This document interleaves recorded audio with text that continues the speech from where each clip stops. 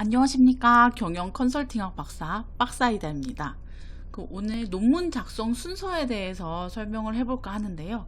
제가 직장 다니면서 석사도 했고 박사도 졸업했거든요. 그래서 나름 저의 경험담을 논문 작성으로 해가지고 풀어볼까 합니다. 논문 작성도 좀 순서대로 하면 그래도 조금은 쉽게 쓸 수 있더라고요. 그래서 저희 박사 때 저희 지도 교수님께서도 알려주신 방법을 토대로 제가 논문 작성 순서에 대해서 정리를 해봤습니다. 그래서 이거 순서대로 설명드릴게요. 첫 번째는 연구 테마를 우선 정해야 되잖아요. 논문 주제를 뭘로 할지 굉장히 고민이 많이 되거든요. 저도 이것 때문에 계속 이랬다 말했다. 와, 정말 너무 갈피를 잡을 수가 없었어요. 정말 힘들었고, 진짜 이 논문 주제 잡을 때 제가 어떤 느낌이었냐면 안개가 가득 낀 도로 위를 달리고 있는 것 같았어요.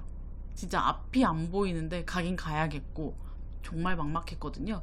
그래서 연구 테마는 본인이 경험했던 업무 있잖아요. 본인이 어떤 일을 했었고, 아니면 현재 본인이 하고 있는 일, 아니면 앞으로 본인이 하려고 하는 분야라든지.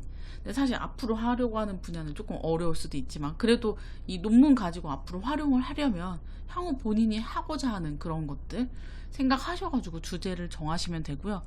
근데 이렇게 해도 너무 포괄적이잖아요. 여기서 좁혀나가는 거는 선행 연구 자료를 검색하고 하면서 좁혀나가셔도 될 것 같아요. 그래서 우선 큰 주제, 넓은 포괄적인 의미의 주제는 본인이 했던 일, 경험했던 일, 아니면 현재 하고 있는 일, 앞으로 해야 될 일, 그런 것들 가지고 크게 주제를 정하시면 좋을 것 같습니다. 두 번째는 이제 선행 연구를 찾아봐야 되거든요. 그래야 제가 저의 주제를 조금 더 구체적으로 할 수 있고, 어떤 연구 모형을 할 건지 구체적으로 나오려면 무조건 선행 연구들은 찾아봐야 돼요. 사실 저는 선행 연구 찾는 게 너무너무 처음에 하기 싫어가지고 미루고 밀어놨었는데 정말 꼭 필요해요. 이걸 하지 않으면은 앞으로 논문 쓰는 방법조차 이해가 전혀 가지 않고 남들이 무슨 말을 하는지 알 수가 없어요. 그래서 선행 연구 논문을 찾는데, 여기에서는 이 키워드 정리도 우선 한번 해야 될 필요성이 있더라고요. 원래는 저도 처음에 정리를 안 하고 그냥 시작했다가 내가 이걸로 검색을 해봤나 막 헷갈리기도 하고, 이 조합도 그렇고 너무 어렵더라고요. 그래서 정리를 해봤는데, 저는 이제 소상공인 주제로 제가 논문을 썼거든요. 그렇기 때문에 이 소상공인이라는 단어 자체도 되게 여러 가지로 불리고 있거든요. 연구자들마다 불리는 게 좀 다르기 때문에, 그리고 해외 논문 검색할 때도 그래요. 이 소상공인이라는 거 가지고 표현 방식이 다 다르거든요. 그 단어가 다 다르기 때문에 이걸 그래도 한번 정리해 놓으신다면, 정리하면서 검색하면서 또 새로운 게 나오면 또 정리하고, 그래서 조합을 계속 새롭게 하시다 보면 제가 원하는 논문을 좀 찾을 수 있는 그런 가능성이 더 높아지고, 필요한 논문을 찾아서 참고를 하실 수가 있어요. 그래서 선행 연구를 열심히 찾아봐야 된다. 그래서 이 선행 연구 같은 경우는 어쨌든 석사, 박사 논문 대부분 쓰시잖아요. 학술 논문이든. 그래도 최소한 50개 이상 정도는 봐야 눈에 보이기 시작하더라고요. 그러니까 논문을 전혀 안 써본 사람 기준이거든요. 네, 그래서 이렇게 선행 연구 찾을 때 논문 키워드를 정해서 검색하시면 도움이 된다입니다. 참, 저 같은 경우는 사회과학 쪽 논문을 썼거든요. 그래서 제가 오늘 설명드리는 것은 사회과학 쪽 논문 쓰는 방법이라고 생각하시면 됩니다. 그리고 이제 선행 연구를 찾았으면 이거를 정리를 해놔야 되거든요. 이 정리하는 이유는 이 앞으로 저 선행 연구 했던 걸 참고를 해서 내 논문을 작성을 해야 되기 때문에 정말 참고할 만한 것들만 정리를 했어요. 그래서 저는 정리를 하다 보니까 100개 넘게 정리를 하게 됐는데, 뭐 이거 개수는 정해진 건 없기 때문에, 근데 참고를 해서 막 이거를 어쨌든 섞어서도 쓰고, 그리고 참고도 하고, 그 어느 부분에 대해서는 좀 따오기도 하고 인용하려면 요것들 정리가 그래도 조금 많이 돼 있으면 나중에 쓰는데 도움이 되거든요. 그래서 선행 연구 정리할 때는 제가 여기 노란색 표 보이시죠? 노란색 표시처럼 요 정도 이제 써주시면 나중에 참고할 때 굉장히 찾기 편할 수 있거든요. 근데 이거를 뭐 다 쓰기 싫으시면 일부 필요한 부분만 쓰셔도 되는데, 제가 꼭 추천해서 정리해야 될 것들은 우선 논문명은 기본으로 알아야 되고 그 연구자 이름 알아야 되거든요. 그래야 나중에 인용하실 때 쓸 수가 있어요. 참고문헌 정리도 그렇고. 그리고 주요 연구 내용은 이거는 사실 논문명만 봐도 알 수도 있기 때문에 주요 연구 내용 정도는 뭐 쓰시든 안 쓰시든 상관은 없지만 그래도 주요 연구 내용이 있으면 더 참고하기는 좋죠. 목차 같은 경우는 제가 왜 써놨냐면 제 이 목차도 다 그 논문마다 다 조금씩 다르거든요. 전체적인 틀로는 비슷한데 상세하게는 다 달라요. 그렇기 때문에 내 논문은 어떤 목차가 어울릴지 그때도 또 고민하게 되기 때문에 제가 이제 좀 참고가 많이 될 만한 논문이다 싶으면 목차까지도 같이 정리를 해 놓으시면 좋고요. 그리고 또 가설 부분도 내 연구 가설을 쓸 때 또 가설 쓰려면 그때 또 막막해지거든요. 그러면 남들 거 보다 보면 생각이 나요. 그래서 이것도 이제 주요 논문들 정리할 때 가설까지도 정리하면 좋고요. 이 연구 모형은 이제 그림으로 대부분 나와 있긴 한데 그림으로 퍼오셔도 되고 아니면 이렇게 연구 모형은 그림으로 퍼오는 건 너무 좀 복잡하니까 내가 아예 변수를 파악해서 변수를 쓰기도 하면 이것도 좋죠. 그래서 독립 변수, 뭐 조절 변수, 매개 변수, 종속 변수 제가 빼놨는데 종속 변수 이렇게 거의 대부분 쓰거든요. 그래서 그런 변수까지도 작성하시면 요거는 정말 참고가 많이 되고요. 통계 분석은 어떤 프로그램 사용했는지 뭐 어떤 분석을 했는지 그런 것들도 정리해 놓으시면 아 나도 이런 분석 방법 해야겠구나 해서 참고가 되고요. 이 연구의 한계점도 마지막에 대부분 쓰거든요. 그러면은 선행연구의 이런 한계에 의해서 내가 이런 연구를 한다 그렇게 내용을 쓸 수 있거든요. 그래서 한계점 정도도 정리하시면 되게 좋아요. 그리고 발행 연도는 기본적으로 그 인용할 때 꼭 필요하기 때문에 발행 연도 쓰고요. 이 게재지 같은 경우도 참고 문헌 정리할 때 꼭 쓰거든요. 그래서 요렇게 요 정도 내용이 있으면 굉장히 앞으로 논문을 쓸 때 참고가 많이 됩니다. 그래서 이건 꼭 이렇게 하라는 건 아니고 여기서 뺄 건 빼고 또 더 추가할 것도 있겠죠. 그렇게 해서 사용하시면 될 것 같습니다. 네 번째, 선행 연구의 연구 모형을 이제 분석을 해야 돼요. 그래야 내 연구 모형, 나는 연구 모형 어떻게 할까? 이 화살표 표시조차도 다 여러 가지가 있거든요. 그래서 이런 것들에 대해서 하려면 제가 큰 주제는 앞에서 정했잖아요. 그럼 그 큰 주제에 맞게 점점점 이제 그 주제를 좁혀 나가는 거거든요. 그랬을 때 이제 선행 연구들 모형을 참고를 해서 아 나도 이런 변수로 해서 이렇게 조합을 해야겠다. 그게 이제 눈에 보이기 시작합니다. 그래서 이 선행 연구의 연구 모형 분석은 앞 페이지에서 이제 정리를 했잖아요. 그걸 보고 하실 수도 있고 아니면 이렇게 그림으로 보면 그림이 편하시면 그림 퍼와서 보시기도 하면 도움이 됩니다. 네. 다섯 번째는 연구 방법을 이제 정해야 되거든요. 그럼 앞서서 이제 선행 연구 모형까지도 했어요. 그러면 나는 어떤 통계 프로그램을 이용해서 어떤 분석을 할지 이것도 선행 연구에서 아까 봤잖아요. 그렇기 때문에 선행 연구 참고해서 하시면 됩니다. 새롭게 뭔가 어쨌든 조합 방법이 조금씩 다르기 때문에 누군가의 키 논문이 사실 있으면 좋아요. 그러니까 핵심 논문 내가 쓰려고 하는 분야와 많이 비슷한 거, 많이 참고될 만한 것을 참고하시면 훨씬 편하게 논문을 쓰실 수 있습니다. 네, 이제 그렇게 해서 앞에서 계속 선행을 거쳤기 때문에 내 연구 모형이 이제 정해지겠죠. 그래서 저 같은 경우는 이제 제 박사 논문의 연구 모형인데요. 굉장히 심플해요.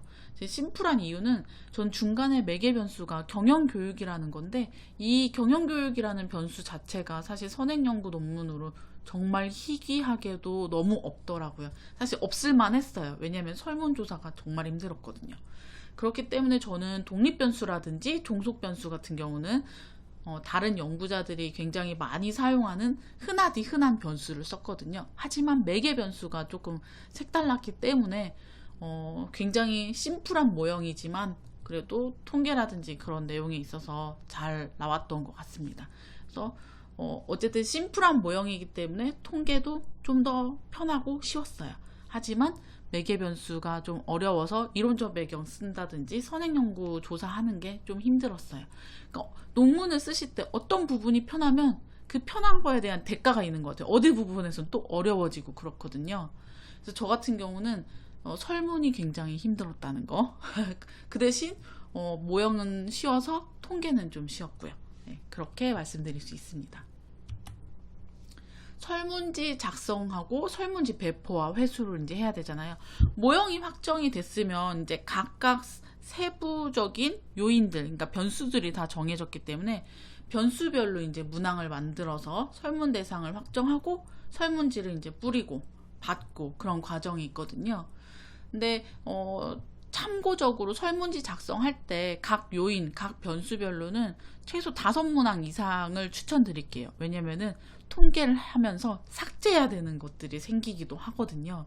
그래서 이 부분은 나중에 제가 그 통계라든지 설문지 작성에 대해서 좀 상세한 강의는 향후에 다시 업데이트를 할게요. 그래서 추가를 해서 그래서 우선은 이 정도로 순서적으로는 7번째 설문지 작성하고 설문지 배포하고 회수한다. 그래서 저 같은 경우는 설문 대상자가 굉장히 좁았어요. 그리고 접근이 쉽지 않았고요. 그렇기 때문에 업체에 그냥 이제 문항만 다 주고 업체에 맡기면 돈 주고 맡기면 되게 편하거든요. 문항은 당연히 본인이 합니다. 본인 연구니까. 업체에서 대신 해주는 곳, 요즘에 보면 논문 컨설팅 해주는 곳 있으니까 도움은 주겠죠. 하지만 그래도 거의 주체는 본인입니다. 그래서 그렇게 해서 하시는데 저는 업체에 막 여기저기 알아봤는데 제 거 설문은 해줄 수가 없대요. 왜냐면 대상이 너무 좁고 접근이 안 되기 때문에. 그래서 저 같은 경우는 업체를 일부만 통했는데 그게 뭐냐면 링크만 받았어요. 사실 무료 링크가 있어요. 설문하는 링크. 네이버도 있고 뭐 구글 폼도 있고 많이 사용하시잖아요. 근데 그걸 사용을 하려고 했는데 문자로 요즘엔 대부분 보내는데 문자로 봤을 때 조금 보기가 약간은 불편은 하더라고요. 근데 유료가 역시 확실히 편해요. 색감도 그렇고. 그래가지고 돈 주고 유료로 링크만 받아서 제가 설문 대상자들한테 하나하나 문자 보내고 하나하나 부탁드리고 그 작업은 제가 했고 링크만 받은 거고 그래서 링크 통해서 그분들이 설문하면 업체로 결과가 가거든요. 그래서 나중에 결과지 받는 이거만 했습니다. 근데 설문하실 때 사실 설문 대상이 그래도 조금 넓으면 저는 업체 통해서 하는 게 훨씬 좋은 것 같은 게 통계 결과라든지 그런 게 더 문제 없이 나오는 것 같아요. 직접 하는 것보다. 그냥 참고적으로 그랬던 주변을 봤을 때 그렇거든요. 그래서 어떻게 보면 그리고 설문 대상자들한테 저도 그렇지만 막 쿠폰 같은 거 드려야 이제 그 설문을 그래도 잘 해주시잖아요. 그래서 쿠폰도 뿌리고 하기 때문에 뭐 업체를 통한다고 해서 무조건 비싸진 않아요. 그래서 혹시 내 대상자가 넓고 하다면 저는 업체를 통하는 거 추천드리겠습니다. 8번째, 설문지를 이제 분석을 해야 되잖아요. 통계인데요. 사실 저는 통계의 통자도 몰랐습니다. 그런데 책을 보고 요즘에 뭐 네이버니 유튜브니 너무 잘 나오잖아요. 설명이. 그래서 그런 것들 보니까 그냥 막 부딪혔어요. 결과값 받고 나서 책 뒤지고 책 보고 따라서 하고 유튜브 만약에 하다가 안 되면 유튜브 보고 네이버 검색하고 하니까 어떻게 되더라고요. 그렇게 해서 저는 학술지에 논문 게재도 했고요. 박사 논문까지 다 했습니다. 그렇기 때문에 이걸 보시는 여러분들도 공부하면 다 하실 수는 있어요. 그리고 저도 그렇게 어렵게는 안 했거든요. 쉽게 책 보고 할 수 있는 방법들 다 있거든요. 그것도 다음에 알려드릴 텐데 그래서 통계도 다 충분히 하실 수 있다는 거. 8번째는 설문지 분석하기 통계입니다. 9번째는 이제 이론적 배경을 작성을 하셔야 되잖아요. 이제 통계도 하고 했으면 이제 그걸 가지고 내 변수에 대한 거 이론적 배경을 하나하나 써야 되는데 사실 저는 논문에서요 이론적 배경 쓰는 게 자꾸 쓰다가 막 짜증이 솟구치는 거예요. 이게 내가 글도 써야 되고 그리고 선행 연구를 참고해서 그 부분 어느 정도 필요한 부분은 다 인용을 해야 되거든요. 선행 연구는 누구는 어땠고 막 그런 내용도 다 기본적으로 써야 되기 때문에 선행 연구 논문 정리까지 해야 되지. 그리고 내용 쓰려면 이제 신문 자료라든지 그리고 해외 논문 검색한 자료도 넣어야 되지. 필요한 것들 통계 자료도 넣어야 되지. 법령 자료도 넣어야 되지.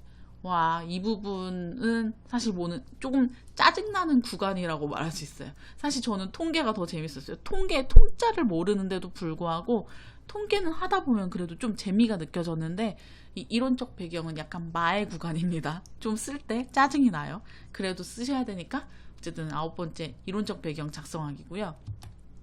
이론적 배경을 이제 작성을 다 하셨으면 10번째 마지막 단계예요. 통계 분석한 거 내용 쓰고 그리고 결론 작성하는 부분이잖아요. 그래서 이 결론 작성도 그렇고 통계 분석에 대한 거는 이제 그 통계 값 나온 거 가지고 설명을 쓰는 거기 때문에 요거는 정말 그냥 시간만 있으면 돼요. 쓰는 방법 그냥 다른 사람들 논문은 아 이런 식으로 썼구나 참고만 하시면 되고요. 그래서 내 거 가지고 어차피 결과를 쓰는 거니까. 그래서 이 부분은 사실 통계 분석한 내용 쓰는 거는 그래도 쉽게 되고요.